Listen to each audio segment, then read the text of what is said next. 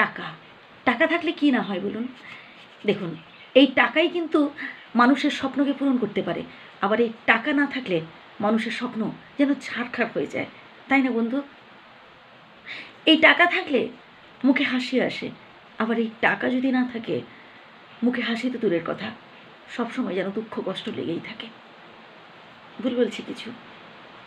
এই টাকা যদি আপনার পকেটে না থাকে তাহলে আপনি আনন্দ করতে পারবেন না, আপনার শখ আহ্লাদ মেটাতে পারবেন না। আবার এই টাকা যদি প্রচুর পরিমাণে থেকে যায়, প্রচুর হয়ে যায় আপনার পকেটে, পকেট ভারী হয়ে যায়, তাহলে বন্ধু বান্ধব আত্মীয় স্বজন এত আপনার চারপাশে ঘুরঘুর করবে যে আপনি সত্যিকারের যে বন্ধু কে সেটাই আপনি ভেবে পাবেন না। মনে হবে যেন এত বন্ধু আমার আশেপাশে রয়েছে, এত বন্ধু আমাকে ভালোবাসে, আমার এত বন্ধু রয়েছে, আমি তো আজ পর্যন্ত জানতাম না।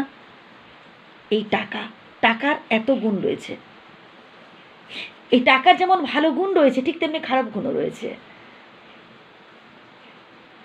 এই টাকা না পেয়ে কত অসহায় মানুষ, কত দরিদ্র মানুষ কত কষ্টে দিন কাটাচ্ছে। আবার এই টাকা প্রচুর হয়ে গিয়ে কত মানুষ সুখের নিদ্রা দিচ্ছে। এই টাকা রোজগার করতে পারছে না, সারাদিন 10টা টাকা রোজগার করতে পারেনি, হয়তো পেটে দুমুঠো অন্ন জোগাতে পারেনি। আবার এই টাকা কারোর কাছে প্রচুর পরিমাণে এসে গেলে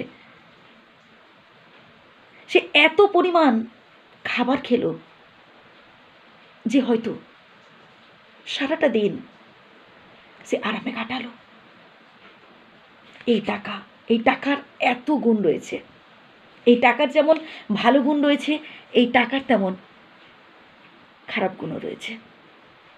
খারাপ গুণ কি? আপনার কাছে যখন এই প্রচুর টাকা হয়ে যাবে তখন আপনার মধ্যে অহমিকা, গর্ব, অহংকার অল্প হলেও আসবে।